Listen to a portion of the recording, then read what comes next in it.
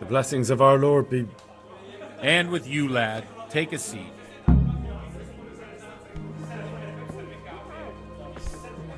Jesus, look where you're going.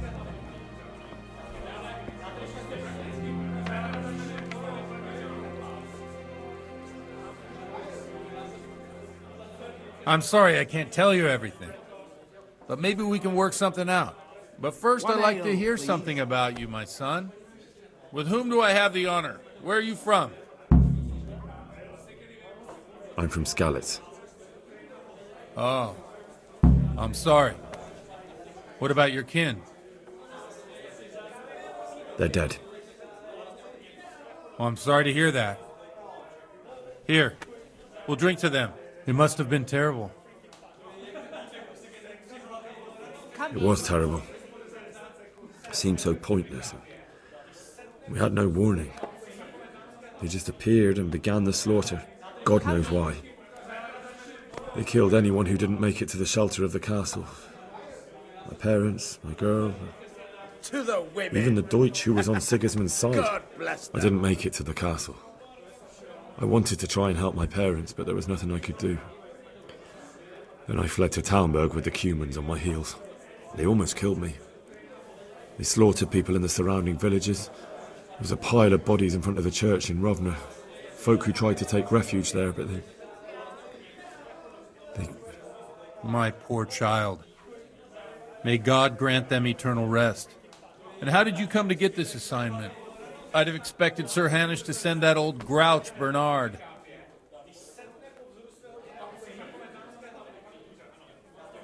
He did, but I found a witness and the trail led here to Ujitz, so he sent me here to follow it up. Ah, well, congratulations. It's nice to see someone using their head to find things out instead of torture. We'll have to drink to that. Now the most important thing. What actually happened at Neuhof? The good folks hereabout are saying all kinds of terrible things, but I take most of it with a pinch of salt. The rumours aren't exaggerated this time, unfortunately. The Neuhof stud farm was raided by bandits, but they didn't come to pillage or even take the horses. They only wanted to kill. They maimed the horses and slaughtered some people. I'm sure they would have killed more, but the bandits quarrelled among themselves and broke off the attack. A tankard of ale for me. And judging by what's left of our Lubosh, they're still settling accounts. I see it's every bit as bad as people claimed. Dreadful. Well then, here's to those poor souls who had to die so pointlessly and so terribly. I've told you all about me. Now it's your turn, Father. You don't look much like our parish priest at home. Well, we've had an agreeable chat, but now let's get down to business. So, about this confessional seal. Do you really want more innocent people to die? Henry, that's not how it works. There are matters in which you can't make exceptions because if you do it once, you'll forever be tempted to do it again. If people stop believing in the church because their confessional secrets are betrayed, they won't trust anyone, and that's worse than even the most hideous crime.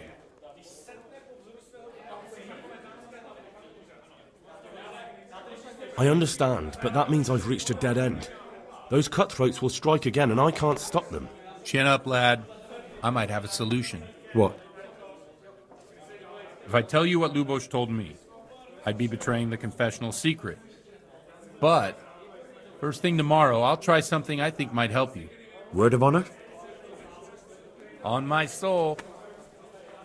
I always wondered about the things a priest tells his congregation. Where on earth do you get the ideas for your sermons? Well, Ujitz isn't Prague. It's not enough to instruct people. They have to be entertained, too. If I only read from the Bible, I'd soon be preaching to an empty church. Our priest wasn't exactly a bard. So what do you preach to your flock about? It has to be something topical, condemning vices, and of course describing them in detail.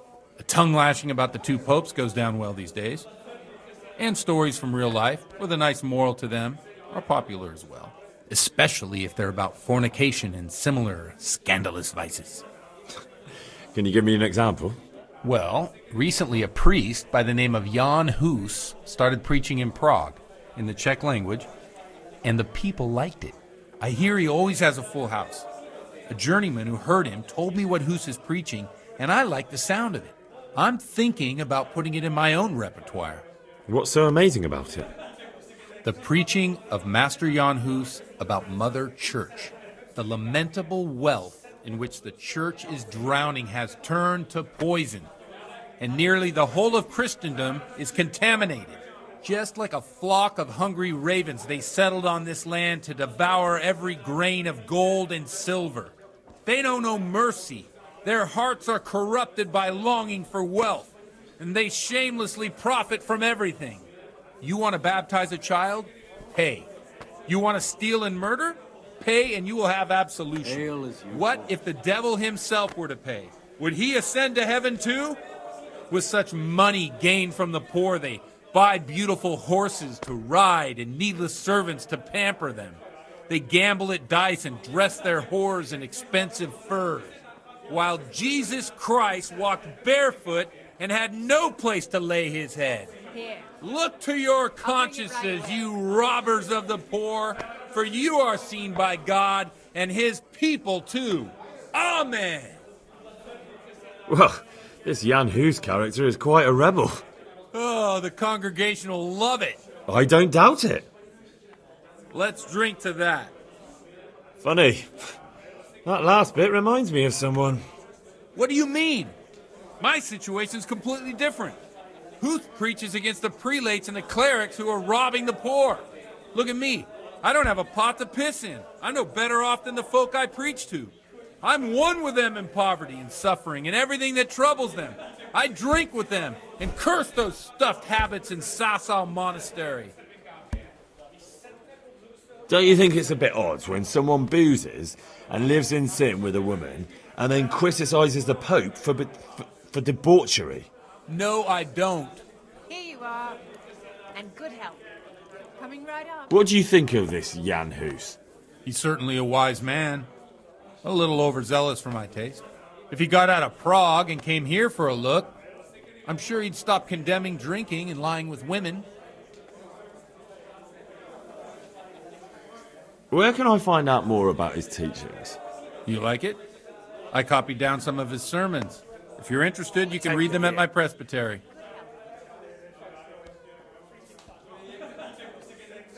What do the common folk think of it? They like it. They're happy to hear someone say what they think themselves, but are afraid to say aloud. Things that make them angry. And they're calling for change. In a few years, it'll have grown beyond control. You mark my words, the people will rise up, and the church will be shaken to its very foundations. Yeah, unless they burn him at the stake first.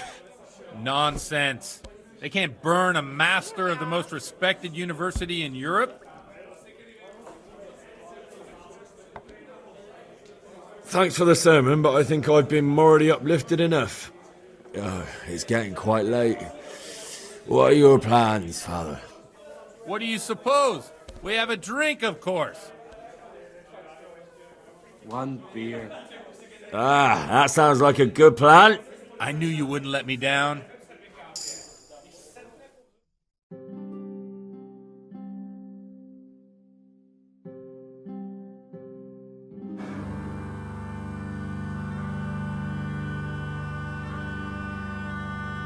Przyszła bida mora lat, to nie ustoi żadnej chlap. Na kraj panu dziesnej smutek, do mnie i rano utek, niech ich małżeński majstrat, do wczera żylne staje brak. Už sej bojí svatý muži, nechtěl bych bejt v jejich kůži. Nám je to jedno a tak si dáme jedno a požerem si huby jako poslední jen. Půjďme se bávit a no ráda slávit a tak vypal sudy a posaď se mi sem. Tak posaď se sem a vypal je ven. Ukaž kozy jako vozy, zejtra jen tu soudnej den. Tak nalej mi hned a točí se svět. Enough of this! Bailiff! Come on over here, sit down and have a drink with us. Don't vex me again, Father. It's 3 hours past dusk, and curfew is long gone. So what? So, I'll have you all whipped and put in the stocks, and I'll write a letter to the bishop about you, priest. Well, nothing to worry about then. Everyone knows the only one around here who can write is me. Enough! Men, throw them out. Oh.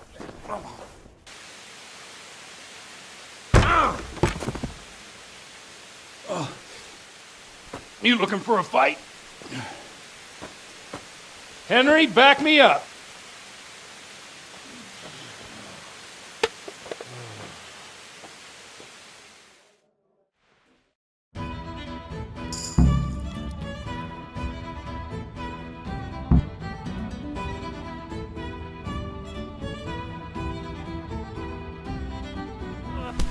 Chop you to Come on pieces. then, Bailiff. You want to...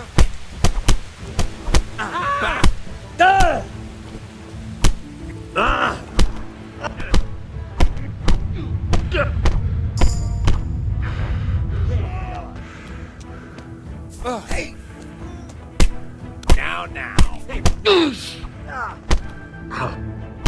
Thou shalt not hurt...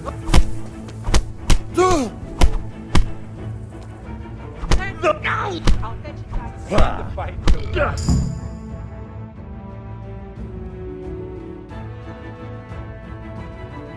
So, my dear, would you like to have a little ring on the bell?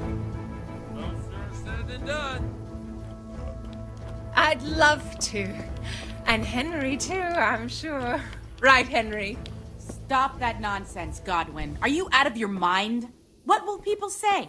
They can say what they like. What do I care? What do they do to me? Watch the step, my dears. Careful, you don't hurt yourself. Godwin, you're a buffoon.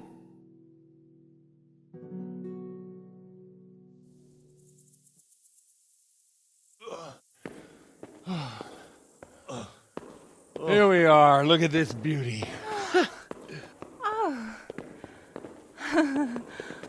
We can't do this, can we? Who says? Get ringing, wench.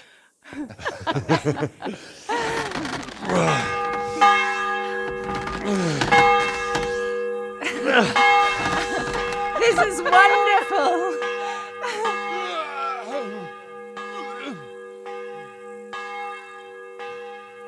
Ah, bloody oath. And now, my dears, comes the climax of the evening.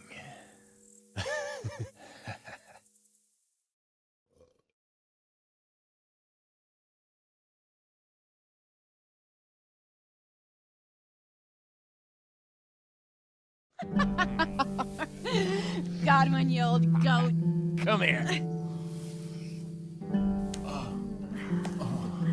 Oh.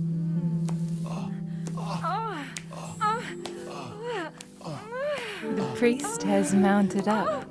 What do you say, Henry? Shall we take a little ride of our own?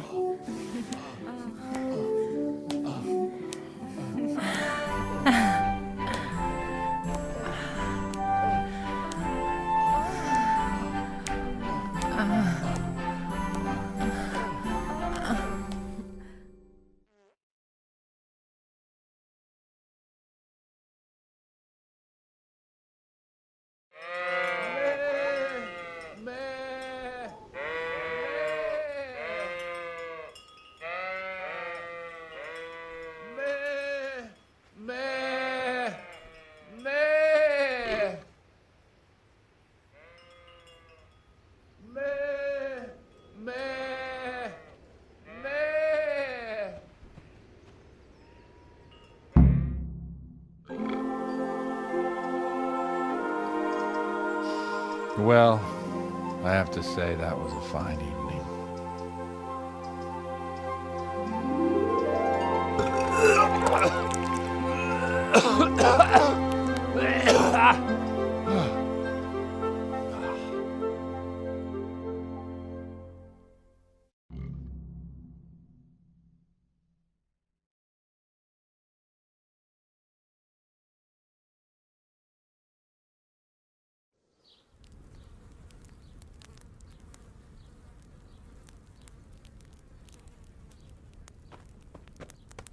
Godwin, you beast!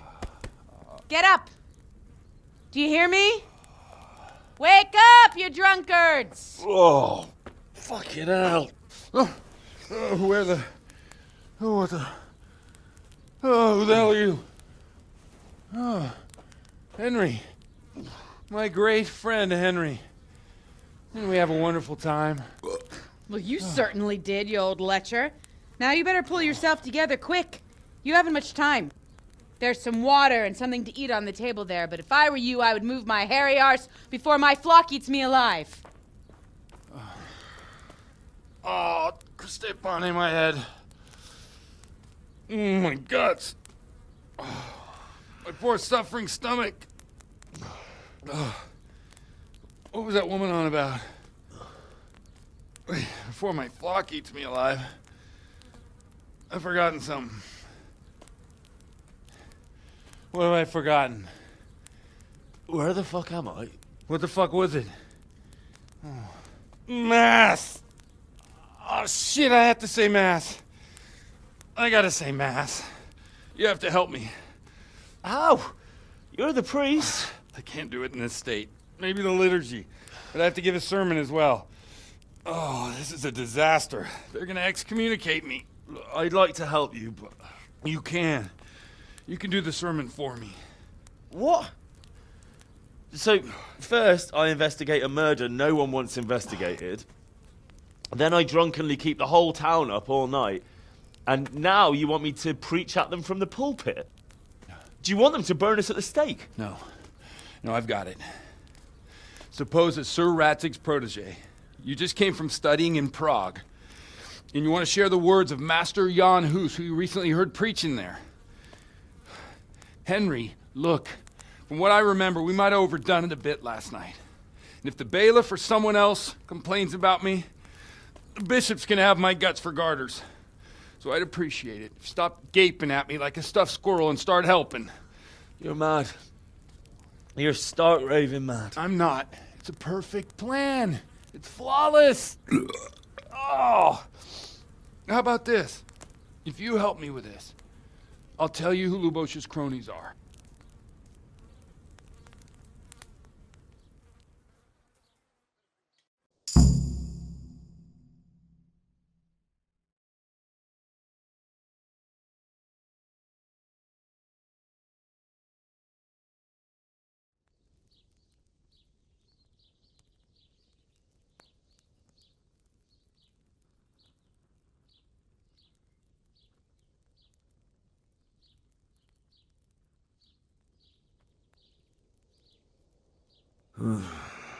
Well, all right.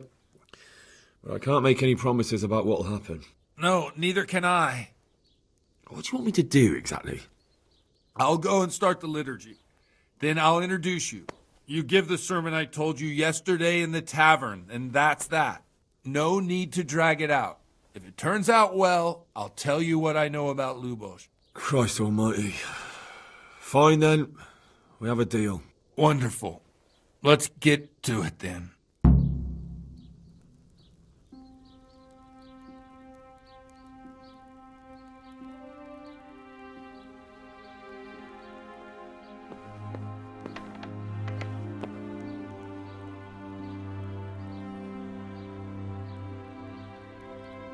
Come on then, what's the holdup? No time to waste.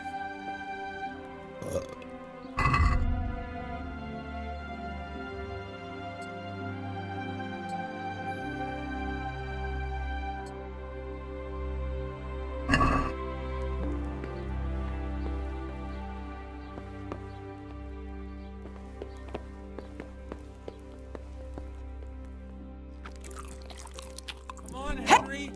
Don't tell me you changed your mind.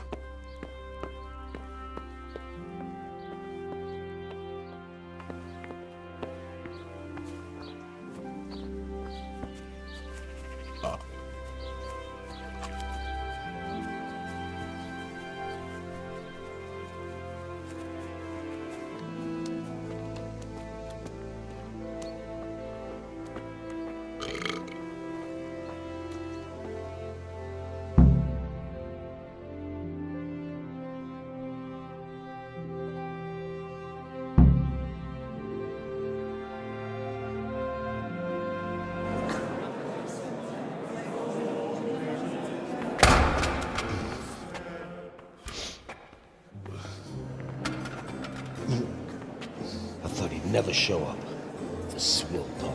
Look at him. He can hardly walk after his capers last night. You were with them, you beast. Just you wait. Look at him.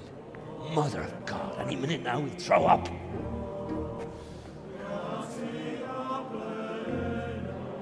So I couldn't sleep a wink last night with all that clamor. In nomine Patris, et Filii, et Spiritus Sancti. Amen. Accepit panem in sanctas at venerabiles a manus suas.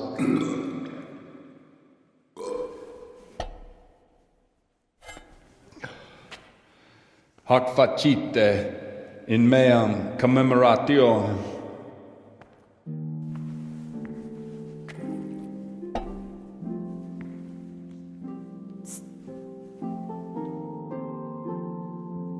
Brothers and sisters, you may have had the honor of meeting Henry from Skalitz, who is here at the behest of Sir Hanush to investigate that heinous crime at Neuhof.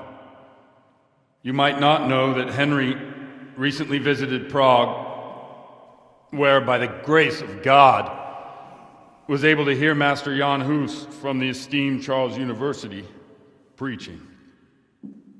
I've managed to persuade Henry to stand here today in my stead and tell us what he heard.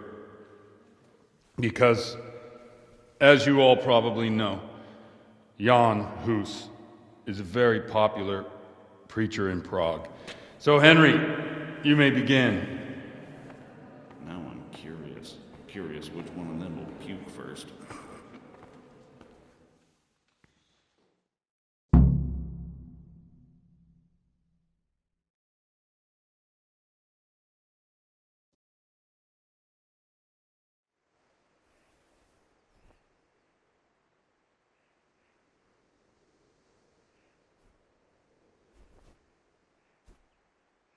Brothers and sisters, let me get straight to the point. I'd like to talk about the church and how corrupt it is. Boy has a cheek.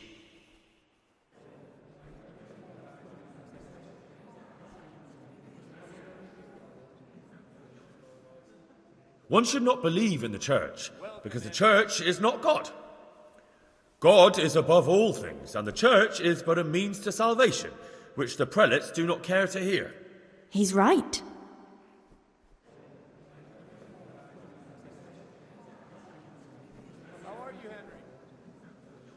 It is the corruption of God's pastors here on earth that has brought misfortune on our heads. Plague, enemies, injustice, hunger and chaos, failed harvests, fires, floods and other catastrophes. The accursed wealth that the church is drowning in is poisoning almost the whole of Christendom. When dogs are fighting over a bone, take the bone and they will stop. Just like the flock of ravens that has descended on this land to peck up every speck of gold and silver. They show no mercy. Their hearts are poisoned by covetousness. They trade everything. Everything is for sale. You want to baptize a child? Pay. You want to steal and murder? Pay, and you will have absolution. And the prelates sin and give themselves absolution. For shame, shame upon them.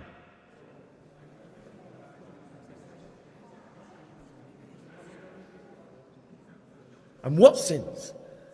They live with harlots and keep concubines, even though only marital intercourse for the purpose of procreation is pure. If someone takes a woman or man only to satisfy their own lust, who seduces them to do so but Satan? And how much darker the sin if that man is a servant of the church? Who can turn his face to God, who fornicates and then puts on priestly robes? Nothing we don't know about already.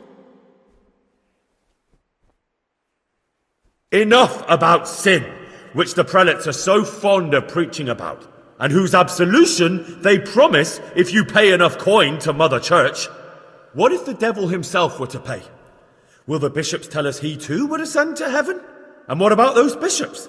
They sin without remorse, and with the money grasped from the poor for indulgences, they keep fine horses and hordes of servants to pamper them.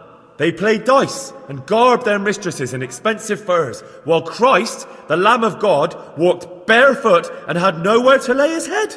Look to your consciences, you robbers of the poor, for you are seen by God and his people too. Down with the prelates! Away with them! We're fortunate to have our good father Godwin! At least he's a fair and simple man.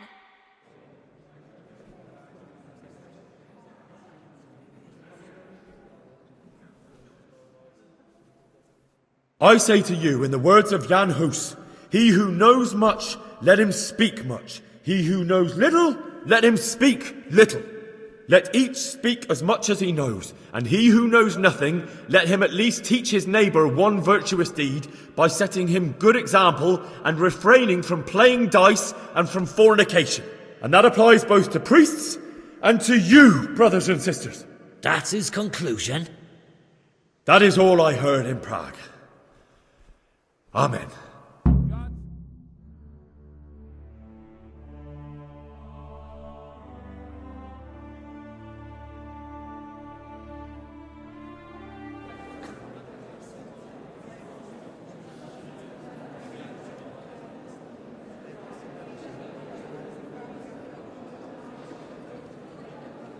The lad spoke well, considering what a soak he is. He's right, that Hus. The young man shouldn't drink so much, but the Lord's given him a silver tongue. I don't suppose I'll ever get to Prague, and he told it nicely.